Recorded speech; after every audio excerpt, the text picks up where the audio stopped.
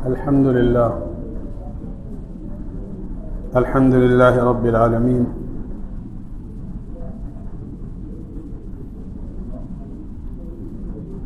والصلاة والسلام على أشرف الأنبياء والمرسلين وعلى آله وأصحابه أجمعين.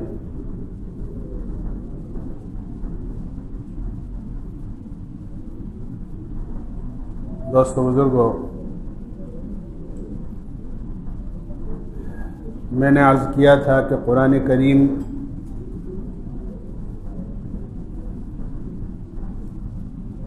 نصیحتوں کی کتاب ہے اور جگہ جگہ اللہ تعالیٰ نے بندوں کو مخاطب کر کے نصیحتیں فرمائی ہیں.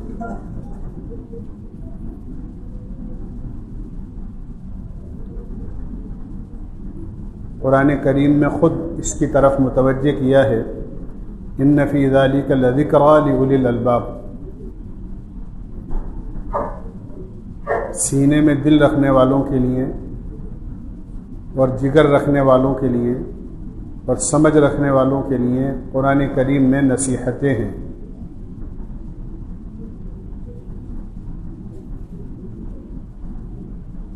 سورہ انعام میں اللہ تعالیٰ نے 3 آیتیں ایسی بیان فرمائی ہیں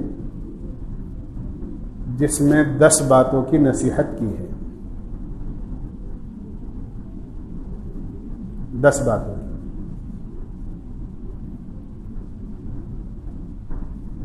قل تعالوا اتل ما حرم ربكم عليكم الا تشركوا به شيئا وبالوالدين احسانا. یہاں سے شروع کر کے اور ان هذا صراطی مستقیما فاتبعوه ولا تتبعوا السبل فتفرق بكم عن سبیلی. یہاں پر جا کر ختم کی ہیں اور 10 باتوں کی نصیحت کی ہے. یہ ایسا نصیحت نامہ ہے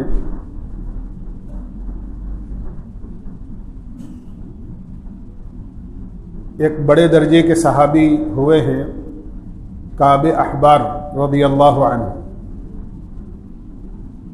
جو اسلام لانے سے پہلے یہودی بڑے عالم تھے اور توریت کے بڑے ماہر تھے.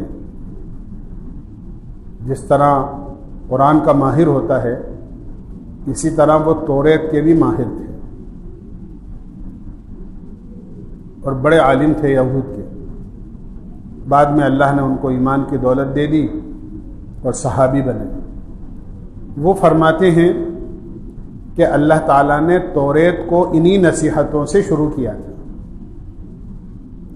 یعنی یہ نصیحتیں توریت میں بھی تھیں بلکہ ابتدائی آیات ہی کے اندر تھی.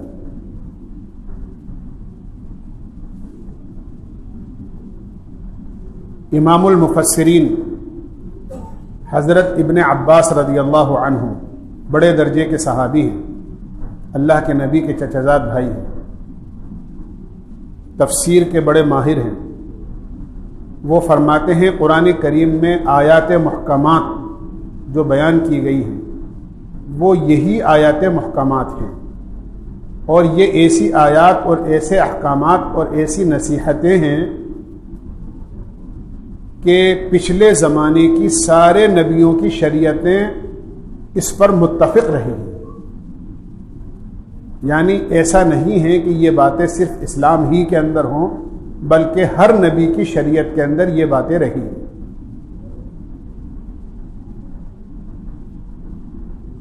حضرت عبداللہ ابن مسعود رضی اللہ عنہ فرماتے ہیں اللہ کے نبی علیہ الصلاۃ والسلام نے ارشاد فرمایا، ایک مرتبہ کون ہے جو مجھ سے ان 3 آیات کے اوپر بیعت کرے تاکہ اللہ تعالیٰ اس کے لیے اجر عظیم متعین کر دے. اور صحابہ سے آپ نے ان 3 آیات پر بیعت کی. ان 3 آیات میں جو چیزیں اللہ تعالیٰ نے بیان کی ہیں اصل میں کچھ بڑے بڑے گناہ ہیں، ان گناہوں سے اللہ نے ان آیات میں روکا ہے. اور گناہوں سے روکنے کی وجہ یہ ہوتی ہے کہ اگر آدمی فرما برداری کے کام کرتا ہے اور نافرمانی کے کاموں سے نہیں بچتا تو یہ ایسا ہی ہے جیسے ایک آدمی ٹائیفائڈ کے اندر موتی جرے میں دوا تو لے رہا ہے لیکن فریز کا ٹھنڈا پانی بھی پی رہا ہے، ٹھنڈی چیزوں سے پرہیز نہیں کر رہا، تو اس کی بیماری بجائے اچھے ہونے کے اس کی بیماری بڑھ جائے گی۔ جہاں دوا لینی ضروری ہے وہاں نقصان دہ چیزوں سے بچنا بھی ضروری ہے۔ تو جہاں فرما برداری کا اللہ نے حکم دیا ہے وہاں پر نافرمانی کے کاموں سے روکا ہے۔ پہلی چیز شرک سے روکا ہے کہ شرک ہر زمانے میں ہر شریعت کے اندر یہ ممنوع رہا ہے۔ دوسرے والدین کی نافرمانی سے روکا ہے۔ تیسرے اپنی اولاد کو ناحق قتل کرنے سے روکا ہے، کیونکہ زمانے جاہلیت میں رسم تھی کہ اپنی اولاد کو زندہ دفن کر دیا کرتے، بیٹی کا پیدا ہونا معیوب سمجھا جاتا۔ چوتھے بے حیائی سے روکا ہے۔ پانچویں ناحق قتل کرنے سے روکا ہے۔ چھٹے یتیم کا مال ناحق کھانے سے روکا ہے۔ ساتویں ناپ تول میں کمی کرنے سے روکا ہے۔ آٹھویں اگر کہیں گواہی دینے اور فیصلہ کرنے کا موقع آئے تو ناانصافی کرنے اور جھوٹی بات اور جھوٹی شہادت اور جھوٹی گواہی دینے سے روکا ہے۔ نویں اللہ کا عہد توڑنے سے روکا ہے۔ اور ان 9 باتوں کو کہنے کے بعد میں یہ فرمایا ہے ان ھذا صراطی مستقیما فاتبعوہ، کہ صراط مستقیم کو چھوڑ کر کسی دوسرے راستے پر مت جانا۔ یہ 10ویں اور آخری نصیحت ہے۔ اور علماء نے لکھا ہے اور صحابہ فرماتے ہیں، عبداللہ بن مسعود رضی اللہ عنہ، کہ کوئی اللہ کے نبی کا وصیت نامہ دیکھنا چاہے تو ان 3 آیتوں کو پڑھ لے، اور یہ ایسا وصیت نامہ ہے جو آپ کی مہر لگا ہوا ہے۔ ہم جانتے ہیں جس کاغذ پر سرکاری مہر ہوتی ہے وہ کاغذ ویلو والا ہوتا ہے، قیمتی ہوتا ہے۔ جس پر مہر اور آفیسر کے سائن نہ ہوں اس کاغذ کی کوئی حیثیت نہیں ہوتی ہے۔ فرمایا کہ یہ وہ نصیحتیں ہیں جو اللہ کے نبی علیہ الصلاۃ والسلام کی زبانی اللہ تعالیٰ نے بندوں کی طرف بھیجی ہیں اور مہر شدہ ہیں۔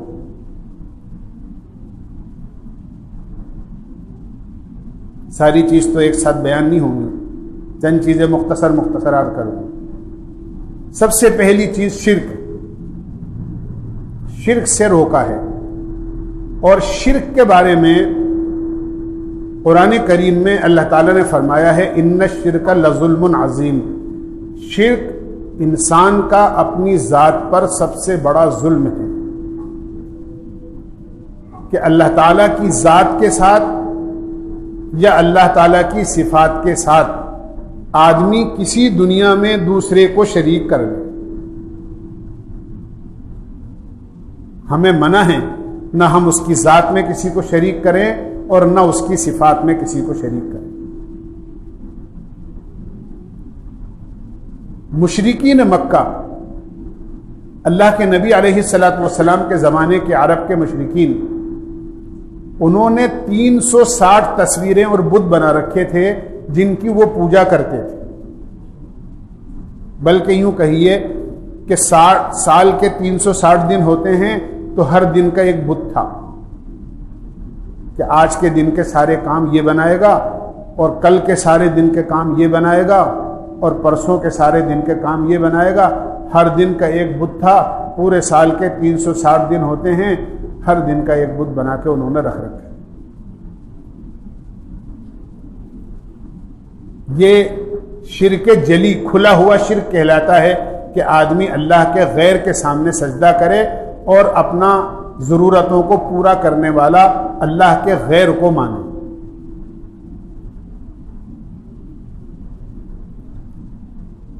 اللہ کے غیر کو اللہ کی ذات میں، عبادت میں بھی اور اطاعت میں بھی، دونوں چیزوں میں شریک کرنے سے منع کیا گیا ہے۔ نہ ہم اللہ کے غیر کی عبادت کریں گے اور نہ ہم اللہ کے غیر کی اطاعت کریں گے۔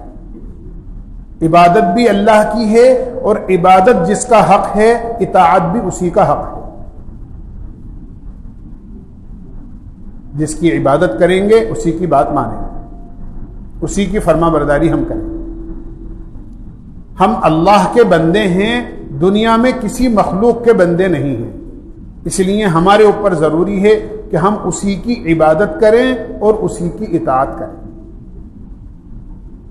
ایک تو کھلا ہوا شرک ہے کہ آدمی اللہ کے ساتھ اللہ کے غیر کو شریک کرے۔ دوسرے یہ ہے کہ کچھ ایسی چیزیں ہیں جن میں شرک کی بو آتی ہے، اس سے بھی روکا ہے، اور اس کو شرک خفی کہتے ہیں۔ شرک تو ہے لیکن زیادہ بڑا نہیں، ہلکا شرک ہے کہ آدمی اللہ کی قدرت کو تسلیم تو کرے لیکن ساتھ میں یہ سوچے اور یہ تصور کرے کہ اللہ کرتا ہے، لیکن اس کے بغیر کیسے کرے گا؟ مثلا ایک آدمی بیمار ہو گیا اور وہ یہ تصور رکھتا ہے کہ بیمار تو ٹھیک ہے، اللہ ہی شفا دیتا ہے، لیکن دوا کے بغیر کیسے دے گا؟ تو گویا اللہ شفا دینے میں دوا کا محتاج ہوا ہمارے اس تصور کے مطابق۔ فرمایا کہ یہ چیز بھی اور یہ تصور بھی غلط ہے۔ دوا سبب کے طور پر تو استعمال کی جائے گی اور حکم پورا کرنے کے طور پر استعمال کی جائے گی کہ اللہ نے دوا استعمال کرنے کا بیماری میں حکم دیا ہے، اور اللہ کے نبی علیہ الصلاۃ والسلام کی سنت ہے کہ آپ نے بیماری میں دوا لی ہے۔ میں اللہ کا حکم پورا کرنے کے لیے اور اللہ کے نبی کی سنت پر عمل کرنے کے لیے دوا لے رہا ہوں، باقی شفا اللہ ہی دے گا، اور وہ قادر ہے اس بات پر کہ بغیر دوا کے شفا دے دے۔ حضرت ایوب علیہ السلام بڑے سخت بیمار ہوئے اور بڑی سخت آزمائش میں مبتلا ہوئے، اور اللہ نے اپنی قدرت سے ان کی ساری بیماری دور کر دی، شفا دینے والی۔ ایسے ہی میں نے مثال دی ہے ہر ایک چیز کہ اللہ پالتا ہے، لیکن دکان کے بغیر اللہ کیسے پالے گا مجھے؟ میری ملازمت کے بغیر کیسے میرا کام چلے گا؟ میری محنت مزدوری کے بغیر کیسے کام چلے گا؟ فرمایا کہ ان الفاظ میں اور ان تصورات میں بھی شرک کی بو آتی ہے۔ حضرت سفیان ثوری رحمۃ اللہ علیہ بڑے درجے کے اللہ کے ولی بھی ہیں اور بڑے عالم بھی ہیں۔ وہ فرماتے ہیں لو کانت السماء حدیدا والارض نحاسا ما يمطر قطرة من السماء ولا ينبت نباتا من الارض۔ اگر ایسے حالات پیدا ہو جائیں کہ آسمان لوہے کا ہو جائے، زمین تانبے کی ہو جائے، آسمان سے ایک قطرہ بارش کا نہ برسے، زمین سے ایک دانہ غلے کا نہ اگے، تب بھی مجھے یقین ہے کہ اللہ بدستور اپنے بندوں کو روزی پہنچائے گا۔ اللہ ان چیزوں کا محتاج نہیں۔ ایسا یقین اور ایسا ایمان، اس کا نام حقیقی ایمان ہے۔ اور اگر آدمی دنیا کی کسی مخلوق کو اللہ کی قدرت یا اس کی کارسازی میں شریک کرتا ہے تو فرمایا کہ یہ ٹھیک نہیں ہے، مناسب نہیں ہے، اپنی اصلاح کی ضرورت ہے۔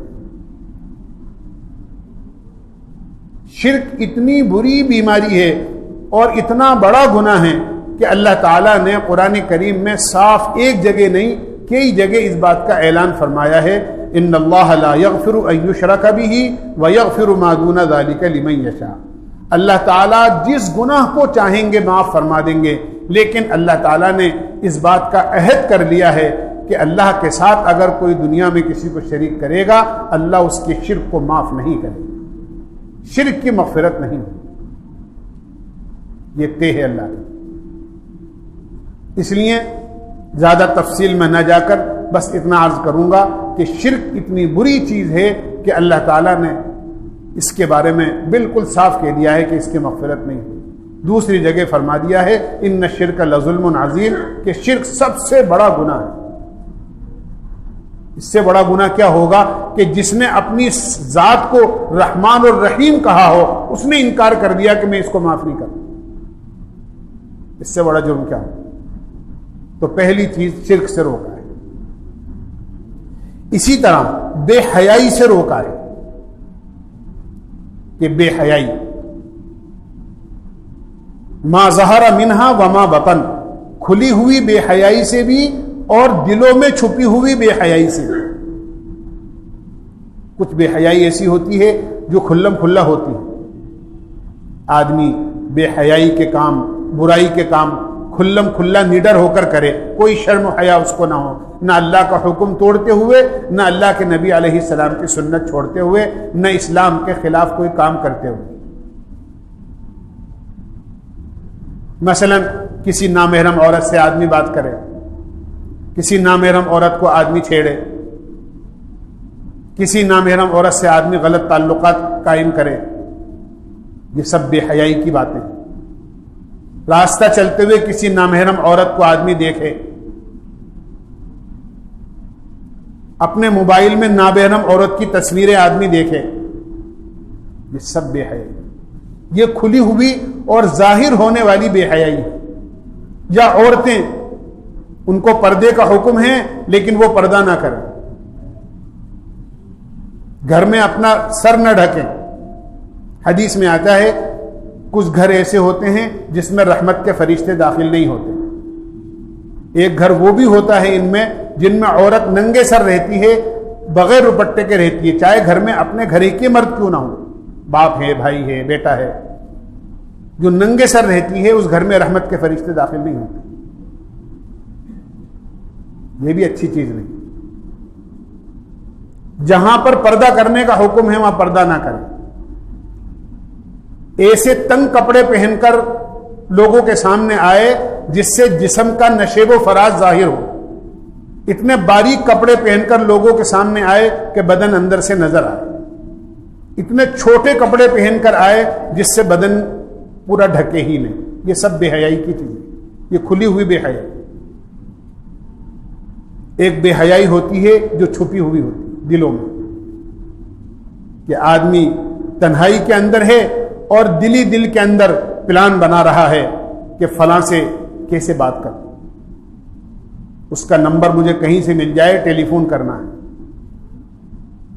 جس لڑکی سے میں بات کرتا ہوں آج اس نے ایسی بات کہہ دی ہے، مجھے اس کا جواب کس طرح دینا ہے. باتیں تو بہت ہو گئی ہیں، اب اس سے ملنے کی کوئی شکل سوچی جائے، کس بہانے سے اس کو فلاں جگہ بلا کر اس سے بات کروں اور اس سے ملوں. یہ دل ہی دل میں پلان بنا رہا ہے اور دماغ میں سوچ رہا ہے. یہ وہ برائی اور بے حیائی ہے جو اندر چھپی ہوئی ہوتی ہے. دونوں قسم کی بے حیائی سے روکا ہے. ما ظہر منہا وما بطن، کہ کھلی ہوئی بے حیائی سے بھی اور جو تم نے اپنے دلوں کے اندر بے حیائی چھپا رکھی ہے اس سے دونوں سے بچو. یہ دونوں چیزیں ناجائز اور حرام ہیں.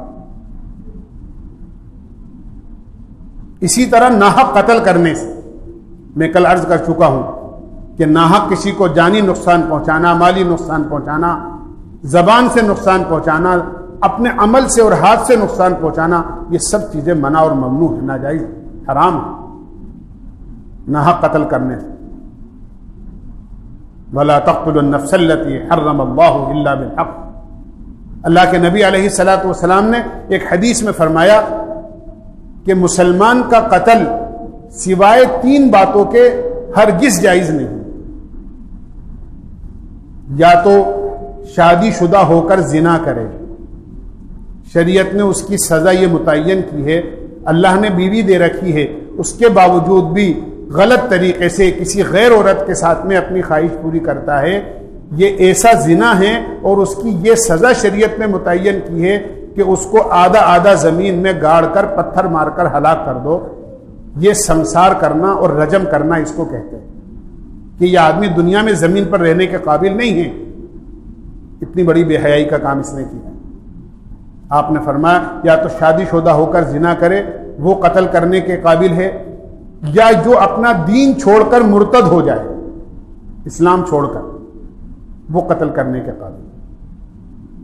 یا فرمایا کہ جس نے کسی کو ناحق قتل کیا ہے تو قصاص میں قرآن کا فیصلہ ہے ان النفس بالنفس، جان کے بدلے میں جان. جہاں اسلامی قوانین ہیں وہاں یہ چیز اور یہ احکامات نافذ ہوتے ہیں.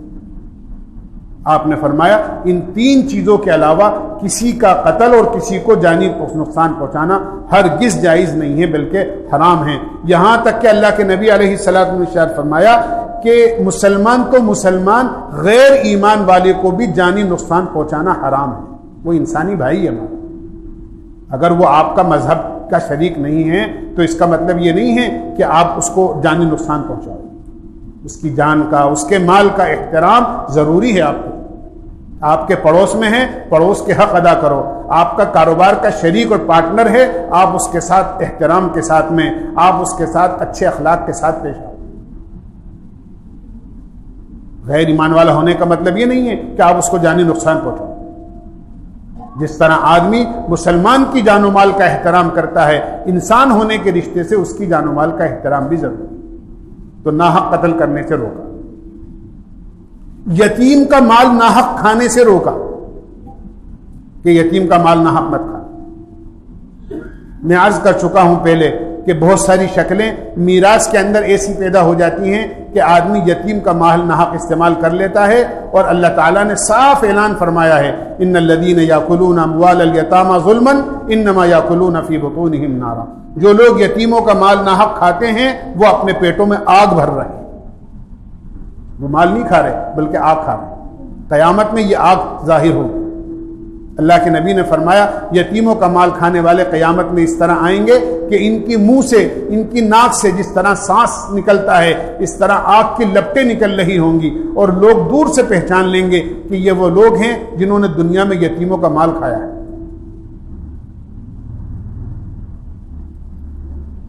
اسی طرح فرمایا ناپ تول میں کمی مت کر, کہ ناپ تول میں کمی کرنے سے ایک بڑی قوم بڑی زبردست طریقے سے ہلاک ہو چکی ہے. حضرت شعیب علیہ السلام کی قوم, ان کا کام یہ تھا الذین اذا اکتالوا علی الناس یستوفون ویل للمطففین الذین اذا اکتالوا علی الناس یستوفون وَإِذَا كَالُوهُمْ أَوْ وَزَنُوهُمْ يُخْسِرُونَ. جب لیتے تھے تو پورا لیتے تھے, اور جب دوسرے کو دینے کا نمبر آتا تھا تو کم تول دیا کرتے تھے, ڈنڈی مار لیتے تھے. بہت بری بات ہے. لوگ کہتے ہیں کہ بعض لوگ بازار میں سامان بیچتے ہیں لیکن ان کی ترازو میں فرق ہوتا ہے, اور کہنے کو تو وہ سستا دے دیتے ہیں لیکن وہ کم تولتے ہیں. یہ اتنی بڑی بے ایمانی ہے اور اتنی بڑی خیانت ہے اور اتنا بڑا دھوکہ ہے. صحابہ کے زمانے میں ایک آدمی کا انتقال ہوا. کسی نے خواب میں دیکھا, پوچھا کیا حال ہے؟ فرمایا میری ترازو کا جو کانٹا ہے جو بالکل سیدھ میں ہوتا ہے جس سے پتہ لگتا ہے کہ ہاں برابر تل رہا ہے, وہ کانٹا میرے حلق میں اس طرح پھنسا ہوا ہے کہ نہ اندر آتا ہے نہ نکلتا ہے, بڑی سخت تکلیف میں. پوچھا کیا وجہ ہے؟ کہنے لگے ایک دفعہ کسی کو سامان دیتے ہوئے کم تل گیا, بس اس کی سزا بھگت رہا. ایک دفعہ کم تل گیا, اور جو روزانہ کم تول کر بیچے اس کا کیا ہوگا؟ اللہ کے نبی سامان خریدنے گئے. اس زمانے میں سونا چاندی اشرفیاں ہوتی تھیں, درہم اور دینار ہوتے تھے, اور بالکل ایک اجنبی سے آدمی آپ نے غالباً کوئی کپڑا خریدا, پاجامہ خریدا, حدیث میں آتا ہے, اور آپ نے سونا دیا اور کہا کہ اس میں سے جتنا تمہارا قیمت بنی ہے اتنا کاٹ لو, اور یوں فرمایا زن ورجع, دے دو مجھے, اور دینے کے بعد میں ایسا مت کرنا کہ تمہارے پاس کم چلے جائے, چاہے زیادہ تمہارے پاس چلے. اس طرح توڑنا سونے میں سے کہ زیادہ تمہارے پاس چلے جائے لیکن کم نہ جائے. وہ شکل دیکھنے لگا کہ یہ کون آدمی ہے. لوگ آتے ہیں اور یہ کہتے ہیں کہ اس طرح نکالنا اور اس طرح کاٹنا سونا کہ کہیں ایسا نہ ہو کہ زیادہ نہ کٹ جائے, آپ کے پاس زیادہ نہ چلے جائے, اور یہ کہتے ہیں کہ تمہارے پاس زیادہ چلے جائے چاہے لیکن کم نہیں جانا چاہیے. تو پاس میں کھڑے ہوئے ایک آدمی نے کہا اپنی جان کے دشمن تجھے پتہ نہیں ہے اللہ کے نبی علیہ السلام, ان کی شان یہی ہے, یہ تعلیم دی ہے اپنے عمل سے کہ زیادہ چلا جائے گا تو دنیا کی چیز زیادہ جائے گی، اور اگر خدا نہ خواستہ کم چلا گیا تو سمجھو نیکیاں چلی گئیں، کیونکہ اس کے بدلے میں قیامت میں نیکیاں دی جائیں۔ ناپ تول میں کمی کرنے سے روکا ہے۔ حضرت شعیب علیہ السلام نے اپنی قوم سے، بڑے تاجر تھے، بڑے بزنس مین تھے، اور ان کا کام ہی یہ تھا مال پورا لینا اور دینے کا موقع آئے تو کم دینا۔ بہت سمجھایا، نہیں مانے۔ جب نہیں مانے تو اللہ تعالیٰ نے اس قوم کو کس عذاب میں مبتلا کیا، روایتوں میں آتا ہے کہ جس بستی کے اندر یہ قوم رہتی تھی اس بستی میں 3 دن تک بڑی سخت گرمی پڑی، بڑی سخت گرمی، اور اتنی سخت گرمی کہ سب پریشان ہو گئے، بے حال ہو گئے۔ اور 3 دن کی گرمی کے بعد انہوں نے یہ دیکھا کہ ایک کالا بادل ہے، بڑی ٹھنڈی ہوائیں چل رہی ہیں، وہ ان کی بستی کی طرف آ رہا ہے، اور آتے آتے بستی کے کنارے پر ایک جنگل میں وہ بادل رک گیا۔ لوگ اتنے پریشان تھے کہ سارے اپنے گھروں سے نکل کر اس بادل کے نیچے ٹھنڈی ہوا کھانے کے لیے جمع ہو گئے۔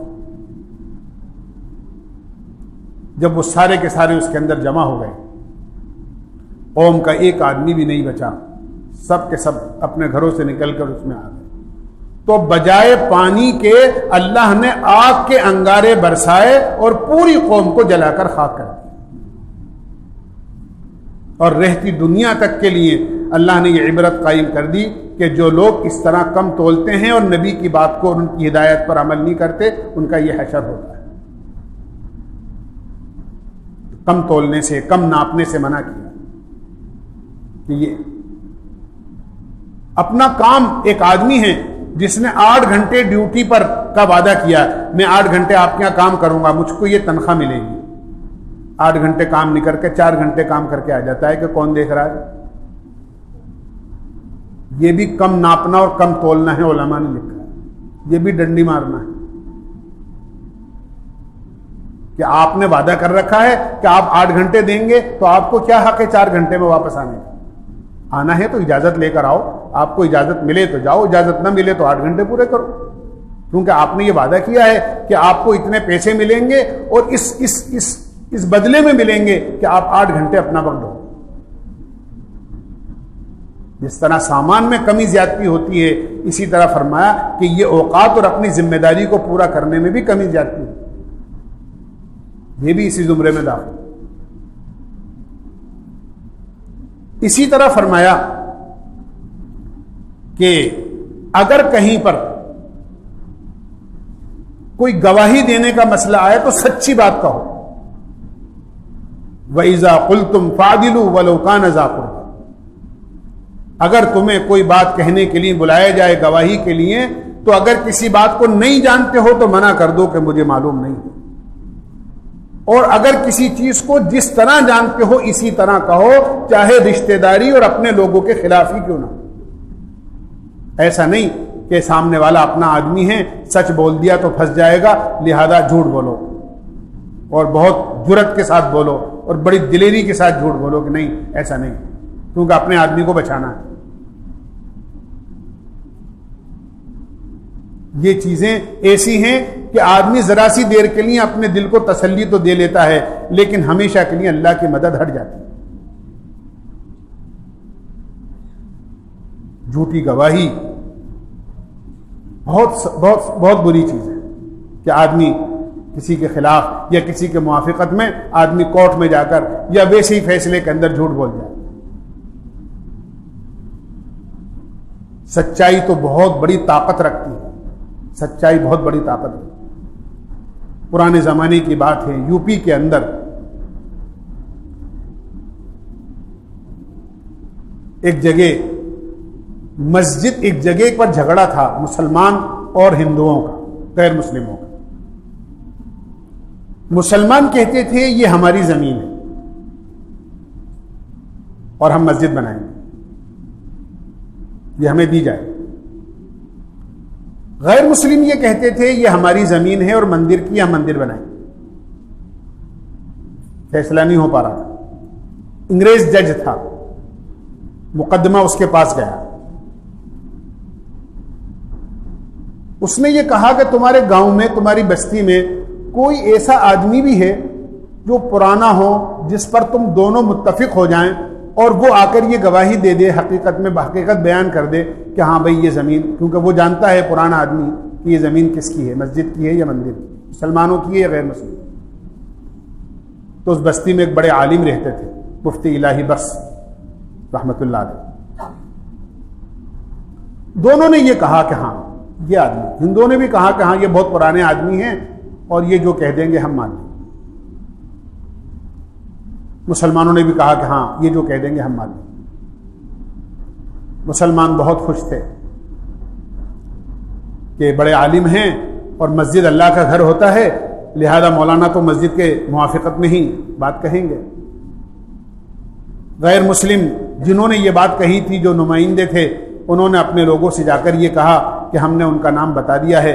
تو بعض عوام یہ کہنے لگے کہ یہ تو تم نے بہت بڑی غلطی کری، مسلمان کہاں سے کہے گا کہ یہ غیر مسلموں کی زمین. خیر مولانا کو بلایا گیا، تاریخ تھی کورٹ کی، سامنے جج بیٹھا ہوا تھا، ادھر غیر مسلم تھے سارے کے سارے، ادھر مسلمان تھے. مولانا سے کہا کہ مولانا جو کچھ کہو گے سچ کہو گے کہ ہاں بھائی اسی لیے تو آئے ہیں اور اسی لیے سب نے ہمارے اوپر اتفاق بھی کیا ہے. بتاؤ یہ زمین کس کی ہے؟ آپ بہت پرانے آدمی ہیں، گاؤں میں سب سے زیادہ عمر والے ہیں. انہوں نے کہا کہ اس میں کوئی ایسی ڈھکی چھپی بات نہیں ہے، یہ زمین ہندوؤں کی ہے، مسلمانوں کی نہیں، غیر مسلموں کی ہے. اور اگر آپ میری بات پر کوئی فیصلہ کرنا چاہتے ہیں تو آپ یہ زمین ان کو دے دیں. یہ تو میں اچھی طرح جانتا ہوں یہ زمین مسلمانوں کی نہیں ہے، غیر مسلموں کی. جج کہنے لگا مولانا کیا کہہ رہے ہو؟ آپ جانتے ہیں اگر یہ زمین غیر مسلموں کو دے دی جائے گی تو یہاں یہ مندر بنائیں گے. کہنے لگے جو چاہیں کریں، ان کی زمین ہے، مکان بنائے یا مندر بنائے، جو چاہے کریں.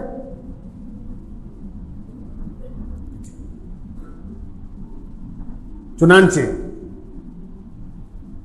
جج نے یہ فیصلہ کیا کہ بھئی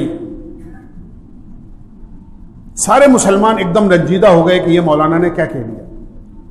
سارے کے سارے غیر مسلم خوش ہو گئے.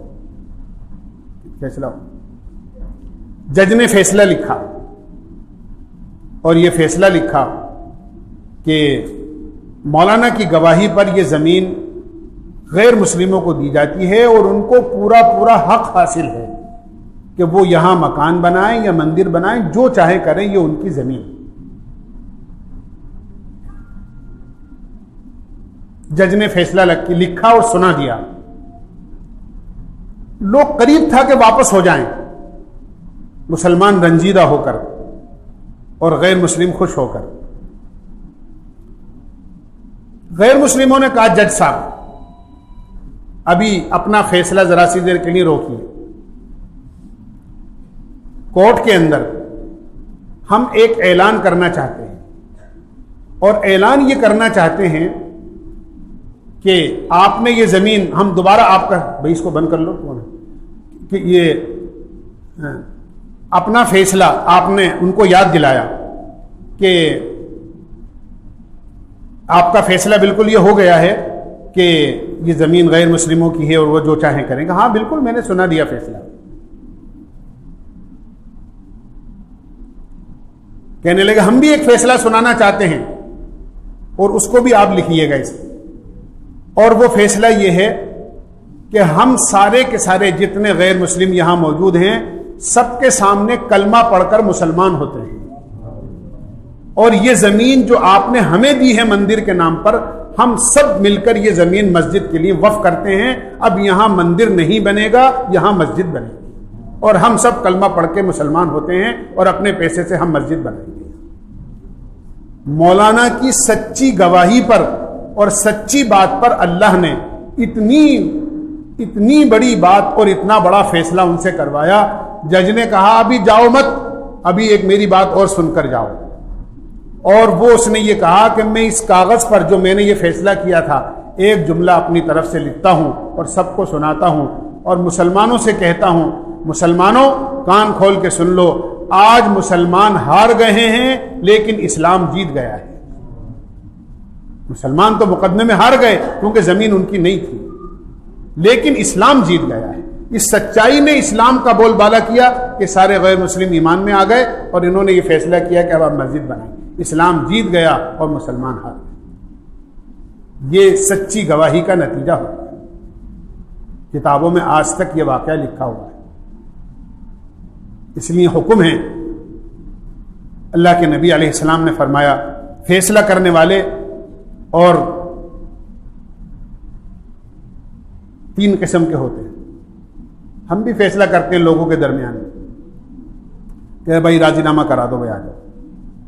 فرمایا فیصلہ کرنے والے 3 قسم کے ہوتے ہیں، ایک جنتی ہے، 2 جہنمی ہیں۔ آپ نے فرمایا جن لوگوں کے درمیان میں فیصلہ یا کسی درمیان میں کوئی بات جائے وہ پوری تحقیق کریں، ادھر والوں کی بات بھی سنیں اور ادھر والوں کی بات بھی سنیں، اور دونوں کی بات سن کر قرآن حدیث کے مطابق، شریعت کے مطابق فیصلہ کریں۔ اور فرمایا کہ جو لوگ ایسا کرتے ہیں حق اور ناحق کو سمجھ کر دونوں طرف کی پوری بات سن کر صحیح نتیجے پر قرآن حدیث کی روشنی میں پہنچ کر اور صحیح فیصلہ کرتے ہیں، فرمایا کہ یہ فیصلہ کرنے والے تو جنت میں جائیں گے۔ دوسرے فرمایا کہ فیصلہ کرنے والوں نے نہ ادھر کی ڈھنگ سے بات سنی نہ ادھر کی ڈھنگ سے بات سنی اور اپنی مرضی کے مطابق بغیر شریعت کے خلاف کوئی فیصلہ کر دیا کہ نہیں ایسا کر لو، یہ ہمارا فیصلہ ہے، مان لو۔ فرمایا فیصلہ وہ کچھ بھی کریں، نہ ادھر کی تحقیق کری نہ ادھر کی تحقیق کری اور قرآن حدیث کے خلاف فیصلہ کیا، لہذا یہ فیصلہ کرنے والے قیامت میں جہنم میں جائیں۔ تیسرے فرمایا کہ تحقیق کی، کچھ فیصلہ کرنے والے ایسے ہیں کہ تحقیق کی، ادھر کی بھی اور سنی، ادھر کی بھی سنی، اور دونوں طرف کی تحقیق کے بعد سمجھ گئے کہ حق کیا ہے ناحق کیا ہے، اس کے باوجود انہوں نے ناحق کا فیصلہ کر دیا، صحیح سمجھتے ہوئے ناحق فیصلہ کر دیا، تو فرمایا یہ جو ناحق فیصلہ کیا ہے یہ فیصلہ کرنے والے بھی جہنم میں جائیں۔ بلکہ یوں فرمایا کہ جنت تو بہت دور کی بات، ان کو جنت کی خوشبو بھی نہیں میسر ہو سکی۔ اس لیے فرمایا اگر فیصلہ کرو تو انصاف سے کرو، اور بات کہنے کا موقع آئے تو انصاف کی اور سچی بات کرو۔ اور ایک بات فرمائی کہ اللہ کے عہد کو پورا کرو۔ اللہ کا ایک عہد تو وہ ہے جو ہم روز ازل میں اللہ سے کر آئے ہیں۔ اللہ تعالیٰ نے سب کو روز ازل میں جمع کر کے پوچھا تھا الست بربکم، کیا میں تمہارا رب نہیں ہوں؟ تو سب نے ایک جواب دیا تھا قالوا بلا شہیدنا، آپ بے شک ہمارے رب ہیں، ہم گواہی دیتے ہیں۔ لہذا اللہ کو رب مان کر زندگی بسر کرنا یہ اس کے عہد کو پورا کرنا ہے، اور اس کو رب نہ ماننا یہ اس کے عہد کو توڑنا ہے۔ دوسرے قسم اور نظر منت، یہ بھی عہد ہوتا ہے۔ آدمی اللہ کے نام کی کوئی قسم کھا جائے اور یہ قسم کھا لے مثال کے طور پر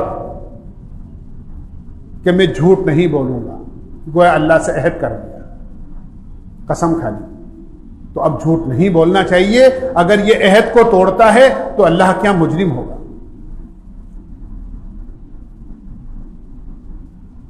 یا کوئی نظر مان لی، میرا فلاں کام ہو گیا تو میں اللہ کے نام پر اتنے غریبوں کو کھانا کھلاؤں گا، یا میرا فلاں کام ہو گیا تو میں اللہ کے نام پر اتنے روزے رکھوں گا، یا میرا فلاں کام ہو گیا تو میں اتنی رکعتیں نماز پڑھوں گا، جو بھی نظر مانی۔ فرمایا یہ بھی ایک اللہ سے عہد ہے، اگر اس عہد کو پورا کرتا ہے تو ٹھیک ہے، اور عہد کو توڑ دیتا ہے تو اللہ کیا مجرم ہوگا۔ یہ ناجائز ہے، حرام ہے۔ 2 چیزیں باقی رہ گئی، ماں باپ کی نافرمانی اور اپنی اولاد کو ناحق قتل کرنا۔ اب موقع نہیں ہے، وقت زیادہ ہو گیا، انشاءاللہ آئندہ کل اس کو بیان کریں گے۔ یہ اتنی میں نے جو عرض کی ہیں، یہ بہت ایسی چیزیں ہیں جس پر ساری شریعتیں متفق رہی ہیں ان کے ناجائز اور حرام ہونے پر، لہذا ہمیں اس سے پورے طور پر بچنے کی کوشش کرنی چاہیے. اللہ ہمیں عمل کی توفیق نصیب. سبحان اللہ بحمدہ سبحانک اللہم وبحمدک ونشہد ان لا الہ الا انت نستغفرک ونتوب الیک. صلی اللہ تعالی علی خیر خلقہ محمد.